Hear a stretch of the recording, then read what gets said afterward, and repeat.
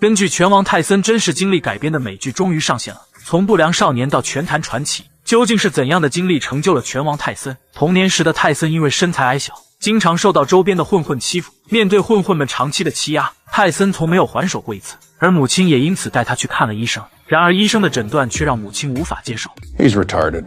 从此以后，混混们又多了一个欺负泰森的理由，只因为他的智力有问题。祸不单行的是，泰森的父母每日的争吵，让他们的婚姻走到了尽头。当父亲离开他们后，母亲只能独自带着3个孩子生活。由于缺少赚钱的能力，他们的生活环境变得越来越差，最终走投无路的母亲只能选择用身体来换钱。由于泰森长期受到霸凌，所以他从2年级就选择了辍学。偶尔一次，泰森发现了飞翔的鸽子，因为羡慕他们自由的生活，此后泰森便将全部精力放在了喂鸽子上面。在泰森的照料下，这群鸽子的数量越来越多，但很快小混混又找上了门，其中一个甚至当着泰森的面将一只鸽子的脑袋拧了下来。看到这一幕的泰森终于爆发，他冲过去将小混混扑倒，然后拳头像雨点一样不停地砸在小混混脸上。这件事之后，泰森发生了巨大的改变，他开始结识一些经常小偷小摸的孩子，和他们一起偷别人的东西，甚至在一段时间之后，他们直接开始入室抢劫。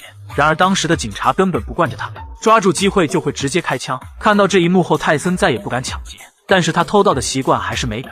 有一次，泰森的邻居家被洗劫一空，邻居直接和泰森的妈妈走了进来，当面警告泰森如果再不悔改，就让他牢底坐穿。这次威胁后，泰森停止了偷盗，然而他却开启了街头单挑的日子。凭借着凶猛的性格，泰森战无不胜，并且对于曾经欺负过他的人，泰森一个都没放过。但他也因此成为了警察局的常客，每次妈妈前来认领他，都会对着泰森一顿暴揍。可这样的教育方式根本没有任何作用。很快，泰森就因为再次犯事进入了少管所。本以为在这里他会收敛一些，没想到的是，当泰森进去后，发现他的好多小伙伴都在这里，这让泰森丝毫没有收敛的意思。在接下来的几个月，他就因为多次犯事被多个管教机构收押，直到泰森13岁时，他被送进了镇上的少年监狱。在这里，泰森凭借一双拳头再次成为了众人的大哥。当听说监狱里来了一个拳击教练后，泰森决定要让他尝尝自己沙包大的拳头。这是泰森第一次走上拳击擂台，他一顿操作猛如虎，却没有给对手造成丝毫伤害。可对手只用了一拳，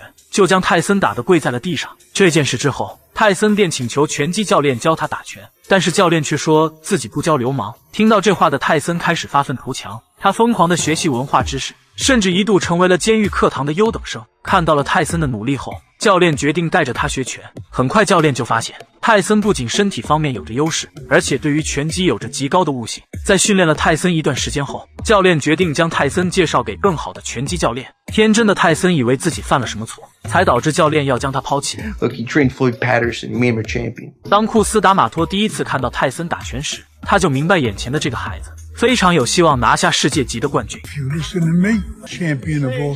于是在接下来的日子里，库斯将自己所有的精力都放在了泰森的身上。他不仅教泰森拳击的技巧，而且还教泰森控制情绪和精神。经过库斯一段时间的教导后，泰森各方面的技术突飞猛进。但此时问题也出现了，泰森的刑期即将结束，为了不让泰森再次经历牢狱之灾，库斯找到了泰森的妈妈，他希望能带走泰森进行拳击训练。 Take him, he only gonna disappoint you. 泰森跟着库斯来到了新环境，这里的一切对于泰森来说都过于新鲜。出身贫困的原因让泰森感到自卑和迷茫。一旁的库斯得知后便开始安慰他，并且告诉泰森自己早就为他规划好了他的未来。 Then we'll Olympic gold, and we go for the title and we grab it. 在接下来的训练中，泰森的表现越来越出色。此时的他已经成为一名优秀的拳击手。为了增加泰森的实战经验，库斯安排助教带着他参加黑拳比赛。登记的工作人员死活不信他只有14岁。 This guy is 14. Turn 14. Get out of my gym. Fine. He's 18. There it is. 还是个宝宝的泰森面对重量级拳手难免有些发怵，一度想要临阵脱逃。可当他看到街角落魄的黑人流落街头，知道只有打拳才是自己唯一的出路，于是他还是选择上台一战。令他自己也没想到的是，第一回合还没结束就把对方打到不省人事，泰森的传奇人生也就此展开。卡斯要他别在比赛后太过于兴奋，要拿出傲慢的态度，因为第一次参加比赛的泰森在获胜时表现得很意外。 You gotta be the meanest fighter God ever created. 可就在这时，泰森却流下了眼泪，说自己以后再也不会遭到霸凌了。谁能想到台上如此凶狠的泰森，在他8岁时每天从天亮挨揍到天黑。因为性格老实憨厚，又出生在全国犯罪率最高的贫民窟，那时的他面对霸凌根本不敢还手，还得靠姐姐保护。 I should fight back. I don't wanna. What you gonna do about it? 老教练一眼就看出他是个难得一遇的天才，也是自己最后一搏的机会。于是他将所有精力都放在了泰森身上，他要让他成为世上有史以来最年轻的冠军，一个让人闻而生畏的怪兽。而泰森也第一次感受到被人在意的感觉。从小没有父爱的泰森对教练的话言听计从，卡斯每天给他洗脑，说他是世界上最伟大的拳击手，谁都无法打败他。在日复一日的训练下，年仅14岁的泰森就已经无人能敌。那之后他又赢得了青年奥运5连胜，在8秒内拿到金牌，成为了14岁拿金牌的地方英雄。而他老家的朋友有一半都已经死了。泰森把夺冠的新闻放到母亲旁边，期望着母亲能为自己感到骄傲。可母亲看到新闻后却给他泼冷水，说你最好一直赢，因为一旦你输了，那个老教练就会给你踢出去，他就是在利用你。泰森临走时他还警告泰森不要去偷东西。 I don't do that shit no more. Shit, you said I wasn't anymore. 可他转头就去和儿时好友入室抢劫，而一向吊儿郎当的好友这次却一反常态。他表情严肃对泰森说：“你不属于这里。我看到你在电视上做白人小孩后，台下的白人为你疯狂欢呼时，我以为我出现了幻觉。你还跟我混做什么？我会死在这里，而你可以出人头地。总有一天我能跟别人说，我以前跟那个混蛋一起混。”从此以后，泰森再也没见过这个好友，因为3个月后好友在街头被人枪杀。而此时泰森又一次赢得比赛。祸不单行，母亲也因为患癌去世，身边最亲近的人接连离开，这让泰森深受打击。还好有最信任的教练安慰他，教练也非常喜欢这个听话的孩子，于是干脆领养了泰森，正式成为了一家人。一个是过气的前拳王教练，一个是失去一切的孩子，两人相互成就。泰森让老教练的人生重新有了价值，老教练也让泰森第一次感受到了父爱。满身戾气的泰森只有在卡斯教练面前才会乖巧的像个孩子。在接下来的3年里，泰森更加努力训练，因为害怕自己会让教练失望，所以每次比赛就在几秒内把对方终结。可事情不可能一帆风顺，因为裁判的误判，泰森输了比赛。他以为卡斯因此不会再爱他了，可老教练却说复仇的滋味才更甜美，一帆风顺成不了传奇。就这样，钢铁麦克诞生了。在接下来的6年里，每一场比赛泰森都大获全胜。卡斯给他介绍了2位业界最优秀的经纪人来宣传泰森的形象，瞬间18岁的泰森红得发紫。每次比赛，教练都会在台下为他呐喊。可惜年事已高的教练来不及看他成为拳王的那一天，就因为肺炎撒手人寰。来之不易的父爱突然消失，让泰森仿佛失去了人生。可他没有忘记教练对他的期望，这也让经纪人有了可乘之机。葬礼结束还不到1个星期，他就开始更加频繁的比赛，平均每周比1场。每次赛前热身热到精疲力尽，但依然能屡屡 KO 对手。泰森成了重量级选手最恐惧的敌人，按照教练的希望，成了一名真正的野兽，出拳力道像别人偷了他的东西。甚至许多拳手认清现实，当场宣布退役，因为泰森是他们此生都无法跨过的大山。赛后访谈花的时间都胜过比赛的时间，人们只看到一只27战全胜25次 KO 的野兽，完全不知道卡斯在的时候，泰森的训练有多刻苦多自律。终于，泰森迎来了加冕一战，从13岁训练为的就是这一刻，和前重量级拳王的对决。毫无意外，第1回合泰森完胜，第2回合刚开始，前拳王就被一拳 KO， 泰森成了史上最年轻的拳王，拳坛的新时代就此拉开序幕。泰森习惯地看向台下，可那个每次看他比赛后欢呼的老头再也回不来了。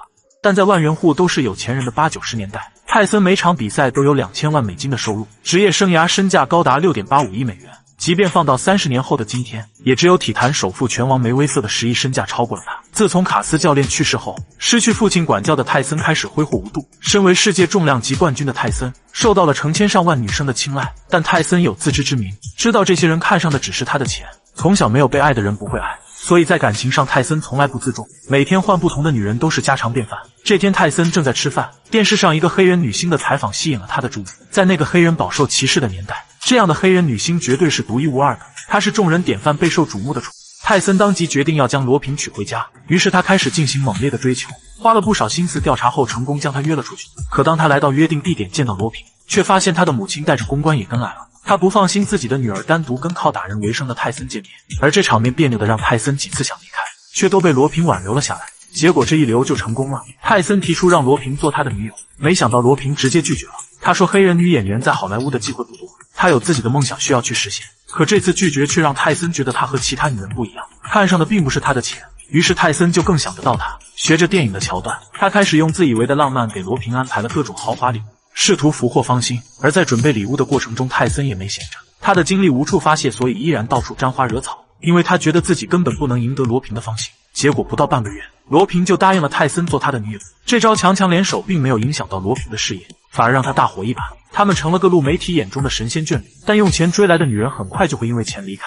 没过多久，罗平就以怀孕为由和泰森结婚。但其实这个孩子根本不知道是乔丹的，还是布拉德皮特的。不过老实巴交的泰森根本没多想就结了婚，毕竟这是他第一次爱上一个人。而泰森爱人的方式就是不停砸钱。卡斯为他亲自挑选的经纪人吉米因病去世，接手的经纪人凯顿立马让泰森签一份合约，当中提到如果吉米过世，凯顿会自动变成他的经纪人，甚至有个很扯的条款提到如果他们过世，他们的遗孀能得到泰森收入的 50%。泰森成了可以任人转移的财产。作为美金粉碎机的罗平，刚一结婚就换了一个超大的豪宅，用着比豪宅都贵的装修，疯狂挥霍泰森的财产。也因为他一直盯着泰森的钱，所以很敏锐地发现了条款里的合约内容。于是他便让自己的母亲兼经纪人打官司，强行开除了凯顿，直接接手了泰森的账务。这时一个叫唐金的人趁虚而入，成了泰森的新经纪人。不久后，他将卷走泰森的1亿美元，直接导致泰森破产。此时的泰森还傻乎乎地以为罗平是为他好，实际上母女俩已经开始了对泰森的掌控。但无论生活多压抑，他依然梦想着跟罗平梦幻的生活，什么都愿意让着他。直到泰森带着罗平去师母家做客，他才看清这个女人的真面目。因为知道泰森师母的房子是泰森给买的，并且他这些年的一切开销都由泰森支付，所以罗平当场翻脸，说为什么我的丈夫出门打拼，在擂台搞坏自己的身体，还要没完没了的养着你。泰森一气之下拍了桌子，因为在他心里卡斯教练一家的重要性远超于自己的生命。可在师母面前，一向乖巧的泰森还是将罗平带到走廊之尾。罗平大骂泰森是个被人利用还帮人数钱的傻瓜，气得泰森一拳打穿了衣柜。第一次看到泰森生气的样子，罗平有些后怕。为了彻底控制泰森，他骗泰森说他患有躁郁症，于是让医生开了可以稳定心情和行为的药品，而这却导致泰森身体发软，出拳也没了力度，反应迟钝，神志不清，还因此意外撞车。唐金怕他被罗平玩死，于是带他出去花天酒地，夜不归宿，这也导致泰森两人大吵一架。在吵架时，泰森才知道罗平说自己已经流产，没了孩子，这下彻底没了牵挂。一次在莫斯科度假时，两人的矛盾彻底激化，泰森愤怒到无以复加，只好打砸家具来发泄。为了不让事情越演越烈，泰森接受了采访，没想到罗平居然告诉主持人泰森家暴他，以前还打老师，打女生，还打了他母亲。此时的泰森因为服药过量，整个过程都是一脸茫然。刚下节目，两人就宣布离婚。仅仅结婚8个月，泰森的家产直接被分走了一半。罗平还起诉泰森诽谤，要他赔偿 1.25 亿美金。可怜的泰森并不知道还有婚前协议这种东西，只能被归零。明明像泰森这样的拳击手，一巴掌就能把这个弱女子带走。可神奇的是，罗平身上根本没有被家暴的痕迹，但媒体却说泰森最有力的一拳就是打在他的前妻身上，这让泰森无比愤怒又毫无招架之力。虽然罗平重挫了他的形象，但泰森仿佛得到了解脱。此时唐金成了他最信任的人，在他的运作下开始更加疯狂的赚钱，接了无数广告，每天都跟一群女孩同时约会。为了更加方便，还在豪华轿车里装热水浴缸，他把所有豪车买了个遍，只要跟他沾点关系的好友立马就能分一杯羹，钱多到根本花不完，甚至把母亲的坟挖了重新下葬。他是当时世界上最富有的人之一，不过前提是他要有个好经纪人。可惜唐金除了把泰森当印钞机外，还在私底下疯狂黑他的钱，对泰森的训练毫不关心，任由他肆意浪费自己的天赋。但这时候在泰森眼里，卡斯教练离世后，身边能扮演父亲角色的人就只剩下唐金。泰森根本没有危机意识，而真正关心他的人只有他的姐姐。看到泰森脸上的伤，姐姐十分心疼，泰森也带着他去见识自己现在过的生活。姐姐告诉他要小心唐金，所有人都只想从你身上捞油水，榨干你以后再摧毁。但当时的他一天能赚姐姐一辈子的钱，完全听不进姐姐的忠言逆耳。但当泰森看到唐金安排的房间如同宫殿时，便问他自己究竟有多少钱。唐金没说明显的数字，只是敷衍他是世界上数一数二的有钱人，而这让泰森觉得唐金有意想要隐瞒什么。这时唐金拿出任天堂的电玩，看到自己成为了电玩人物，还上了封面，泰森立马高兴地忘记了刚才来时目的，也因为自己的自傲和忘乎所以，最终在对战道格拉斯时，因为前一天同时找了20多个女孩，导致他上场彻底腿软，连第2回合都没撑过。37连胜的他因为这次轻敌暴露，差点提前结束职业生涯。所有广告封面都把泰森的照片换下，换成了没什么名气的白人拳击手。接着唯一的亲人姐姐也去世了。泰森原本以为这是他人生的最低谷，没想到这只是他人生低谷的开始。这天泰森邀请来为黑人选美竞赛做宣传，一眼看中一个名叫华盛顿的女生，于是邀请她跟自己约会。华盛顿全家都是泰森的忠实粉丝，他当然无法拒绝这个邀请。凌晨1点，泰森给华盛顿打去电话，说他就在楼下，要不要现在见面。于是华盛顿盛装打扮后兴奋地上了泰森的豪车。可第2天华盛顿一家就去了医院，声称自己被强暴，并做了一系列的检查，紧接着就将泰森告上了法庭。事发当晚凌晨2点，华盛顿跟着泰森来到了高级酒店，泰森说要在卧室跟他谈谈心，华盛顿并没有拒绝，反而坐在泰森的床边与他畅谈起来，还发表了自己对泰森的仰慕之情。但华盛顿还是说自己不会跟男人一夜情。然而智商只有80的直男泰森，这种奋力抵抗法让他越兴奋。很多人自主进行了力挺泰森的活动，说你带泰森去参加选美比赛现场，这些美人就在他面前搔首弄姿，他肯定会兴致大开，目不转睛，想尝尝这些女孩是什么味道。所以要怪就怪那个凌晨2点坐上豪华轿车的女孩，不该去招惹不认识你的男人。法庭上，双方的律师极力辩护。华盛顿母亲一度泣不成声，说女儿从前总是很快乐很自信，可事发后却像变了一个人，每晚睡觉都会做噩梦，这让母亲心疼不已。她说的话也深深感动了评审团。泰森的律师出面为他辩护说，泰森是个老粗，着迷于他天生的肉欲本能，对和女人发生关系极度贪婪，又找来几个曾经被泰森搭讪过的女生，他们都声称泰森骚扰自己，但也明确地拒绝了泰森。然而泰森在对华盛顿示好时，他明显没有拒绝。紧接着泰森出庭复述事情经过，他说凌晨我打电话给他，让他穿短一点出来见我，接着下楼上了车，我们亲了起来，然后就回了酒店发生了关系。而坐在下面的华盛顿沉默不语。泰森说他根本就不是被强暴。最终在两边律师唇枪舌战后，法官当庭宣判泰森有罪，原因是华盛顿作为理智的女性，口头说不就等于不，泰森应该尊重女性，当他拒绝时就应该停手。事后许多人认为华盛顿只是为了获得高额的赔偿，是个专挑富人下手的骗子，也有人认为是泰森没给他足够的好处，才导致他翻脸撞到泰森。但华盛顿并没有表现出高调，在采访节目时他说感觉泰森很可怜，因为在发生事情之后，泰森问他你不爱我了吗？这让他觉得泰森心里有问题，撞到他不是要摧毁他的事业，这么做是因为泰森需要协助。而后他仅仅上了一次采访节目，就消失在了大众的视线，而泰森锒铛入狱，开始了属于他的救赎。被判强奸的泰森获得6年刑期，出狱时的他已经31岁，再次成为拳王的希望渺茫，所有的希望都破灭了。泰森开始自暴自弃，但偏偏碰上个很有耐心的导师及狱友，教他如何度过牢狱生活。如果继续虚度光阴，这个体制会毁了你的未来。泰森当然听不进去，因为刚开始的几个月，他必须证明自己不会被欺负。他觉得监狱里的所有人都想教训他，好闯出名号，于是他先下手为强，动不动就欺负其他囚犯，让自己看起来不好惹。有的人气不过，骂他是个跳树王八，意思是躲在树后面等着女人经过，再跳出来攻击他们。泰森直接把他摁在地上摩擦。从此泰森频繁光顾禁闭室，他3天被狱警走2顿，狱警2天被他揍3顿。幸亏狱友没有放弃泰森，还在不停地给他打鸡血。泰森也想清楚了，既然无法改变现实，也不能虚度光阴，于是他开始看书，学习伟人的思想。直到这天，狱友被狱警强行带走，不知为何他被转送到了高级监狱，而狱警把狱友的学生安排进了泰森的监房，两人一拍即合，在监狱里做起了生意。泰森的粉丝们在外面给他寄东西，有美女的自拍，各种碟片和杂志，甚至是零食或者家电。有了健全的机制，他们的事业急速扩张。不用每天5点起床训练的泰森，在监狱里过上了帝王般的生活，牢里所有人都为他效力，有手机有电视，甚至狱警都给他送甜甜圈。这样的生活让他觉得十分放松，甚至想一直躲在里面。监狱对他的放肆行为不但没管，还因为表现良好被一直减刑。那些少儿不宜的商品，泰森就在伊斯兰教的祷告室里卖，这里是完美的掩护，他们之间互不打扰。直到这天，泰森收到个最新款的大哥大，伊斯兰教徒才跟他搭话，说他在这里经营事业，但在做礼拜时都会留下来，如果你想的话，可以加入我们一起祷告。起初泰森觉得这个教都是坏蛋，因为他经纪人唐金的司机就是伊斯兰教教徒。一次唐金故意把猪肉扔给伊斯兰教的司机让他做熟，司机因为不碰猪肉不肯做被唐金开除。然而就在当晚，司机带着教徒们拿着喷子站在了唐金家门口。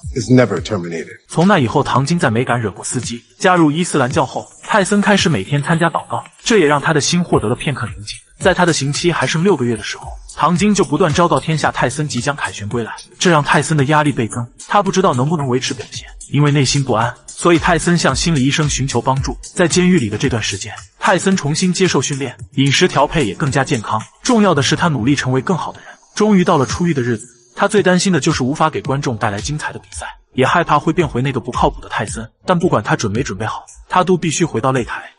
坐过牢后的泰森已经脱胎换骨，但唐金还是一样的狡猾。